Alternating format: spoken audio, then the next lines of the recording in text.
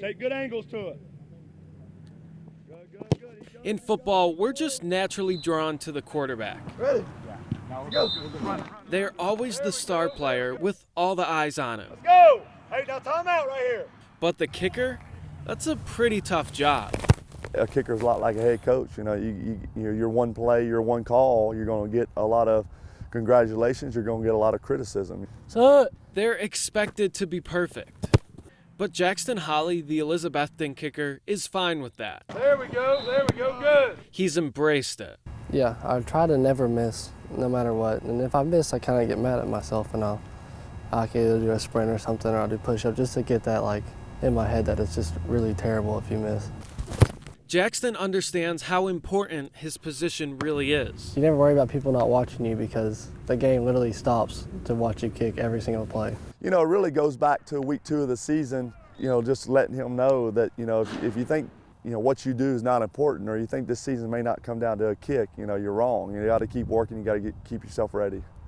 And that's exactly what happened a couple weeks ago, when the second-ranked Cyclones welcomed top-ranked Greenville to town. There was more on the line for that game as far as home playoff, you know, conference championship, just seeding, you know, not having to travel. It was a massive game, tied at 21 with under a minute to go. And I thought that our last 2 drives, you know, we really put it together. They just knew it was going to come down to Jaxton.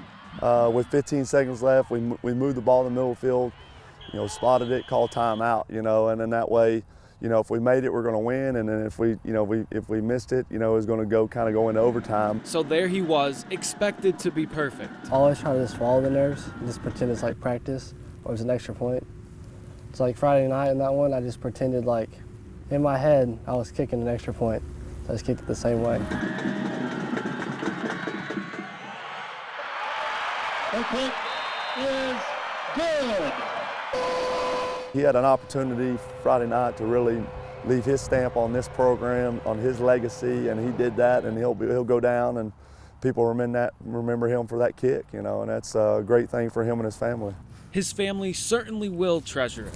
He's the best in the nation. Including his brother Braden, who was the holder on the kick. Well, when he kicked it, to be honest with you, it started hooking left. And I was like, man, he missed it.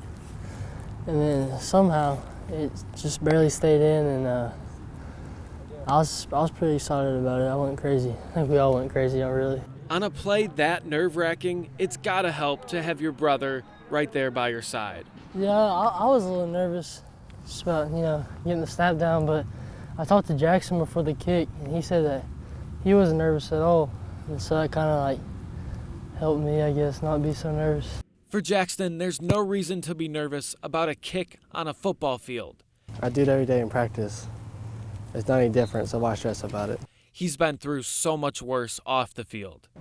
Yeah, when he first came back, I mean, you're talking about a kid that was playing every sport there was, going from the fact of not being able to walk.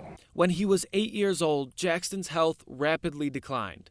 And then the next thing we know, we're in Children's Hospital. They diagnosed him very quickly of kind of what's in his blood. It's called myoglobinuria. It's what's in there, and didn't quite know why it was happening, where it was coming from. He was suffering from extreme kidney damage, and he was flown on a direct medical flight to Vanderbilt University Medical Center. Well, it was crazy. I mean, the night that they were deciding what they were going to do with Jaxton, when really they weren't quite sure if he's going to make it, if he wasn't. They believe he first contracted the H1N1 flu virus, and complications spread from that, to the point that Jackson's breathing muscles were barely working. That's not a way you want to have to see your kid ever. After losing nearly 20% of his body mass, Jaxton slowly recovered and had to learn how to walk and run again.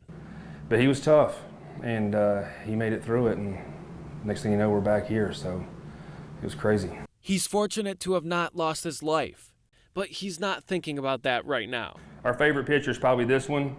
That's his, Drew Brees is his favorite player. This is his time to soak in this moment. I think I told my team I get one day with it and I'm done. Like one day just to say whatever I want to about it, then I'm gonna forget about it. So that's it really. I mean, it's kind of crazy because it's so big. You know, I don't think it really hit Jaxton until the next day at church. Our pastor, you know, recognized him and he got a standing ovation at church. And so I think that's when he realized, hey, this is this is a bigger deal than just a kick. In Elizabethton, Michael Epps, The kick is good. News Channel 11 Sports.